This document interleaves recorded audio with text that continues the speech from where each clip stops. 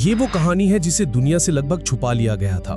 एक ऐसी सच्चाई जो अंटार्कटिका की जमी हुई बर्फ से भी ज्यादा ठंडी और खौफनाक है। जरा सोचिए, आप एक ऐसी जगह पर फंस गए हैं जहां मीलों तक सिर्फ मौत की सफेद चादर बिछी है, जहां मदद की कोई आवाज नहीं पहुंच सकती, जहां जिंदा रहने के लिए आपको वो करना पड़े जो शायद खुद शैतान भी करने से कांप जाए। ऐसे में आप कितने दिन जी सकते हैं? 1 दिन, 2 दिन, क्या आप 205 दिनों तक मौत से पंजा लड़ा सकते हैं? ये कहानी है 25 साल की एवेलिन रोज की, एक जिंदा दिल लड़की जो 7 दोस्तों के साथ एक रोमांचक सफर पर निकली थी। पर उस बर्फीले जोहन्नम से लौटी सिर्फ वो अकेली, और वो अपने साथ एक ऐसा राज लेकर लौटी जिसे सुनकर आज भी लोगों की रूह कांप जाती है।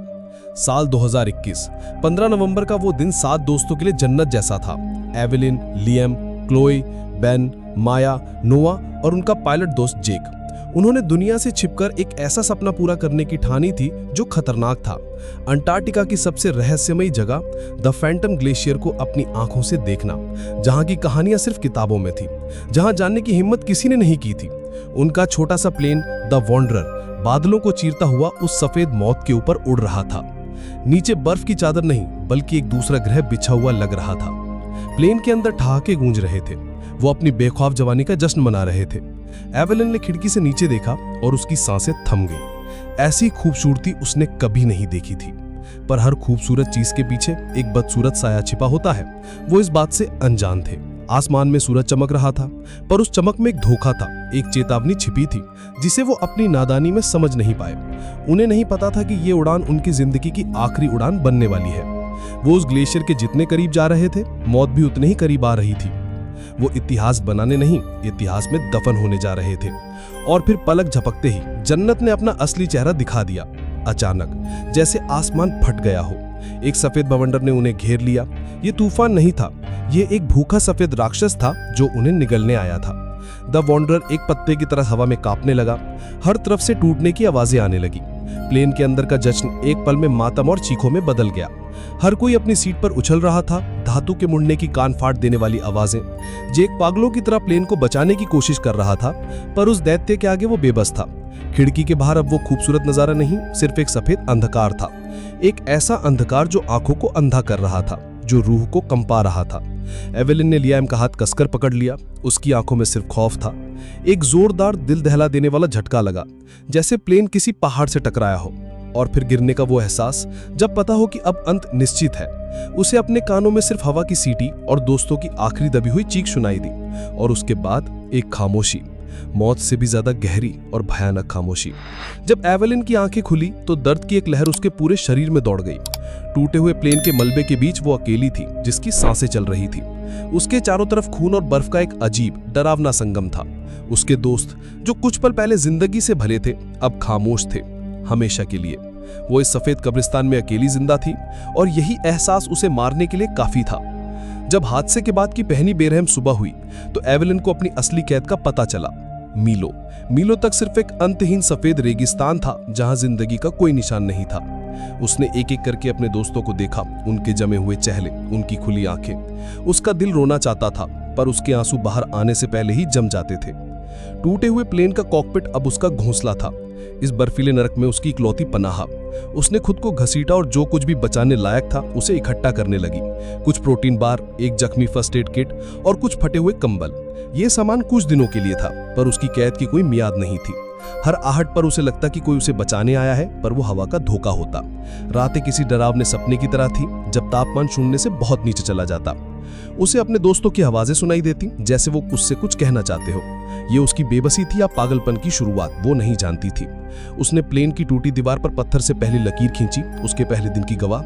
वो जानती थी कि उसे कोई ढूंढने नहीं आएगा, क्योंकि किसी को पता ही नहीं था कि वो कहाँ है। ये लड़ाई अब सिर्फ ठंड और भूख से नहीं थी, ये लड़ाई थी उस उम्मीद को जिंदा रखने की जो मर चुकी थी। हर पल उसे लगता कि वो हार मान ले और इस सफेद शांति में सो जाए, पर उसके अंदर कोई था जो उसे मरने नहीं दे रहा था, जो उसे लड़ने पर मजबूर कर रहा था। ये उसके जीने की इच्छा थी जो हर पल मौत को चुनौती दे रही थी।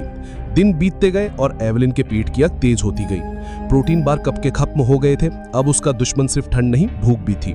उसने बर्फ खाकर खुद को बहलाया, पर खाली पेट में वो तेजाब का काम कर रही थी। उसका शरीर एक ढांचे में बदल रहा था, उसकी आंखों के नीचे गहरे गड्ढे बन गए थे और फिर उसकी नजर अपने दोस्तों के जमे हुए शरीरों पर पड़ी। उसके दिमाग में वो ख्याल आया जो इंसानियत का सबसे बड़ा पाप था, एक ऐसा ख्याल जिसने उसकी आत्मा को अंदर तक झकझोर कर रख दिया। क्या वो जिंदगी के लिए उस हद तक पार कर सकती थी जहां इंसान और जानवर में कोई फर्क नहीं रह जाता? कई दिनों तक उसके अंदर एक जंग चलती रही। एक तरफ उसकी इंसानियत थी, दूसरी तरफ उसका शरीर। वो रोती, चिल्लाती, खुद को कोसती, पर भूख का दर्द हर एहसास पर हावी हो रहा था। उसे लगता कि उसके दोस्तों से घूर रहे हैं, उसे लानत भेज रहे हैं। और फिर एक दिन जब वो भूख से मरने की कगार पर थी, उसने फैसला कर लिया। कांपते हाथों और रोती आंखों से उसने वो किया जो कोई सोच भी नहीं सकता। वो पल जब उसने पहला निवाला खाया, ऐसा लगा जैसे उसने अपनी ही आत्मा का एक टुकड़ा खा लिया हो। यह जिंदा रहने की कीमत थी, एक ऐसी कीमत जो वो हर सांस के साथ चुका रही थी। हर निवाला उसे अपने दोस्तों की हंसी, उनके सपने, उनकी बातें याद दिलाता। उसने खुद को समझाया कि वो उनके शरीर का नहीं बल्कि उनके सपने का एक हिस्सा अपने अंदर ले रही है, उनके उस सपने का जो जिंदा घर लौटने का था, जिसे अब वो पूरा करेगी। ये एक भयानक, घिनौना सच था जिसने उसे जिंदा रखा पर इंसान के तौर पर मार दिया था। वो अब सिर्फ एवलिन नहीं थी, वो अपने दोस्तों की कब्रगाह थी। पूरे 100 दिन एवलिन उसी टूटे मलबे के पास एक जिंदा लाश की तरह रही। उसकी जिंदगी अब घड़ी की सुइयों पर नहीं बल्कि दीवार पर खिंची लकीरों पर चलती थी। अब उस दीवार पर 100 दर्दनाक लकीरें थी, उसके 100 दिन के नर्क का हिसाब। उसका दिमाग अब हकीकत और वहम में फर्क करना भूल चुका था।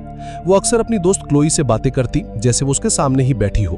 वो लियम के साथ मजाक करती और बेन के साथ फ्यूचर प्लान बनाती। उसके दोस्त अब उसके लिए सिर्फ यादें नहीं थे, वो उसके हमसाया बन चुके थे, उसके कैदी। उसने उन सब के लिए बर्फ की कब्रें बनाई और रोज उनसे माफी मांगती। ये उसका तरीका था अपने पागलपन को काबू में रखने का, खुद को जिंदा महसूस कराने का। उसकी खूबसूरत आंखें अब धसी और खाली थीं, उनमें मौत का साया दिखता था। कभी कभी वो घंटों तक आसमान को देखती रहती, इस उम्मीद में कि कोई फरिश्ता आएगा, पर वहां सिर्फ बेरहम सफेद बादल थे जो उस पर हंसते हुए लग रहे थे। उसने दुनिया को, भगवान को, अपनी किस्मत को, हर किसी को कोसना शुरू कर दिया था। वो एक कैदी थी जिसकी जेल की कोई दीवारें नहीं थी, पर वो आजाद नहीं थी। उसे यकीन हो गया था कि यही उसकी कब्र बनेगी, इसी सफेद चादर के नीचे वो दफन हो जाएगी। पर 100वें दिन की रात जब वो लगभग हार चुकी थी, कुछ बदला।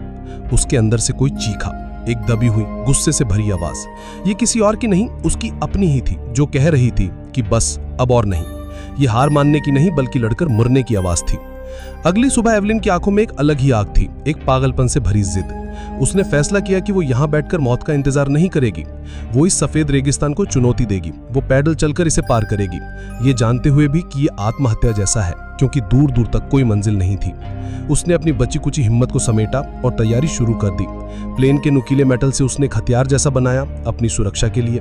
अपने दोस्तों और अपने सारे कपड़ों की परतें पहन ली, एक अजीब सा कवच बना लिया और उसने उस मांस को सुखाकर साथ रख लिया जो अब तक उसे जिंदा रखे हुए था। ये उसके सफर का ईंधन था, उसकी शर्म और उसकी मजबूरी। जाने से पहले उसने उस जगह को आखिरी बार देखा जो 100 दिन तक उसका घर और कब्रगाह रही। उसने अपनी बनाई कब्रों पर हाथ रखा और फुसफुसाई, मैं तुम्हारी कहानी लेकर जा रही हूं। उसने प्लेन के एक टुकड़े पर कोयले से लिखा, हम साथ थे, एक अभी जिंदा है। और फिर एक गहरी सांस लेकर उसने उस अनंत सफेद समुद्र में कदम रख दिया। कंपास टूटा हुआ था, नच्चा था नहीं और रास्ता सिर्फ मौत की तरफ जाता हुआ लग रहा था। पर वो चल पड़ी बिना किसी दिशा के, सिर्फ एक विश्वास के साथ कि इस सफेद दुनिया के पार एक दूसरी दुनिया है जहां रंग है, जहां जिंदगी है। ये एक अकेली औरत की पूरी कायनात के खिलाफ एक जंग का ऐलान था। उसके कंधे पर सामान का बोझ था और दिल पर अपने दोस्तों की लाशों का। वो चल रही थी, हर कदम के साथ मौत को पीछे छोड़ने की कोशिश कर रही थी। एवलिन का अंतहीन सफर शुरू हो गया था। बर्फ पर एक दर्दनाक मार्च। हर कदम उठाने में उसे ऐसी तकलीफ होती जैसे कोई उसकी हड्डियों को तोड़ रहा हो। दिन में बर्फ की चमक उसकी आंखों को जला देती और रात की ठंड उसकी आत्मा को जमा देती। बर्फीली हवा चाबुक की तरह उसके चेहरे पर लगती। हर निशान एक नई कहानी कहता। अकेलेपन और पागलपन से बचने के लिए वो जोर जोर से बचपन की पोइते गाती। वो अपने दोस्तों के भूत से बातें करती, उनसे पूछती कि क्या वो सही रास्ते पर है। लियम का भूत उसे हिम्मत देता तो क्लोई का भूत उसे कोसता। कई बार वो बर्फ में गिरकर घंटों पड़ी रहती। उसका दिल कहता कि बस अब खत्म कर दो, पर फिर उसे अपनी माँ का मुस्कुराता हुआ चेहरा याद आता और वो फिर उठ खड़ी होती। अब समय उसके लिए कोई मायने नहीं रखता था। दिन और रात बस आते जाते थे। उसकी उंगलियां फ्रॉस्टबाइट से काली पड़ चुकी थी और पैरों में कोई हरकत नहीं थी। उसे अक्सर मतिभ्रम होता, कभी उसे दूर एक हरा भरा जंगल दिखता तो कभी एक शहर। ये इस बर्फीले रेगिस्तान का जाल था जो उम्मीद दिखाकर उसे तोड़ना चाहता था।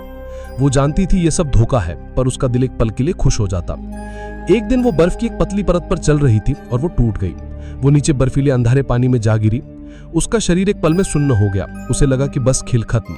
इस बर्फीले दैत्य ने उसे आखिरकार पकड़ ही लिया, पर अपनी आखिरी सांस लेने से पहले उसने अपनी पूरी ताकत से खुद को ऊपर धकेला। वो बाहर तो आ गई, पर अब वो मौत के और भी ज्यादा करीब थी। पूरी तरह से टूट चुकी एवेलिन अब अपनी हिम्मत हारने लगी थी। उसका शरीर अब सिर्फ एक बोझ था जिसे उसकी आत्मा घसीट रही थी। वो अब चल नहीं रही थी, वो बर्फ पर रेंग रही थी, अपनी आखिरी सांसों को गिनती हुई। उसने अपनी आंखें बंद कर ली इस दर्द को खत्म करने के लिए। तभी बहुत दूर, जहां आसमान और जमीन मिल रहे थे, उसे एक रोशनी दिखी। एक छोटी सी टिमटिमाती हुई रोशनी जो किसी तारे की तरह नहीं थी। पहले उसे लगा कि यह भी एक और धोखा है, मौत से पहले का आखिरी खूबसूरत वहम। उसने अपनी जमी हुई पलकों को ओढ़ा और फिर से देखा। रोशनी अभी भी वहीं थी। ये इंसानी हाथों की बनाई हुई रोशनी थी, एक बल्ब की, एक उम्मीद की। उस एक टिमटिमाहट ने एवेलिन के मरे दब में शरीर में बिजली दौड़ा दी। दोस्तों, अगर एवेलिन की इस पागलपन और जिद की कहानी आपकी सांसें रोक रही है, तो एक पल निकालकर इस वीडियो को लाइक और चैनल को सब्सक्राइब करें, ताकि मैं आपके लिए ऐसी ही रोंगटे खड़े कर देने वाली कहानियां लाता रहूं। अब एवेलिन के पास जीने का एक मकसद था, एक मंजिल थी। उसे उस रोशनी तक पहुंचना था, चाहे उसकी जान ही क्यों न चली जाए। उसने अपनी वो ताकत इस्तेमाल की जिसके बारे में उसे खुद नहीं पता था कि वो उसके अंदर है। हर इंच घिसटना एक पहाड़ चढ़ने जैसा था, पर अब उसकी आंखों में मंजिल थी।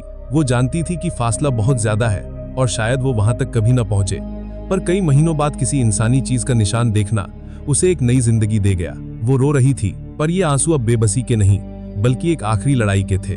वो उस रोशनी की तरफ बढ़ रही थी जो जिंदगी और मौत के बीच का पुल था। दिन हफ्तों में बदल गए और वो रोशनी अब थोड़ी साफ नजर आने लगी थी। वो एक छोटा सा रिसर्च स्टेशन था, वीरान और खामोश, पर इंसानों का बना हुआ। एवेलिन को अपनी आंखों पर यकीन नहीं हुआ। वो खुशी और दर्द के मारे चिल्ला पड़ी। मंजिल अब सिर्फ कुछ 100 मीटर दूर थी, पर यह फासला अब मीलों जैसा लग रहा था। उसका शरीर पूरी तरह से जवाब दे चुका था। उसके अंग एक एक करके काम करना बंद कर रहे थे। ये उसकी जिंदगी का आखिरी इम्तिहान था, आखिरी रेस। वो अब रेंग भी नहीं पा रही थी, वो बस अपने शरीर को आगे की तरफ धकेल रही थी। उसका चेहरा बर्फ से कट चुका था और खून की एक लकीर उसके पीछे बनती जा रही थी। उसकी आंखों के सामने अंधेरा छा रहा था, पर वो स्टेशन का दरवाजा देख सकती थी। उसने अपनी सारी यादों, सारे दर्द, सारे गुस्से को अपनी आखिरी ताकत बनाया। एक इंच, फिर एक और इंच। वो जिंदगी की तरफ नहीं बढ़ रही थी, वो उसे छीन रही थी। और फिर आखिरकार उसकी उंगलियों ने उस स्टेशन की ठंडी धातु की सीढ़ी को छू लिया। वो पहुंच गई थी, उसने कर दिखाया था। वो दरवाजे पर गिर गई और उसके मुख से सिर्फ एक शब्द निकला, माँ, और फिर वो बेहोश हो गई।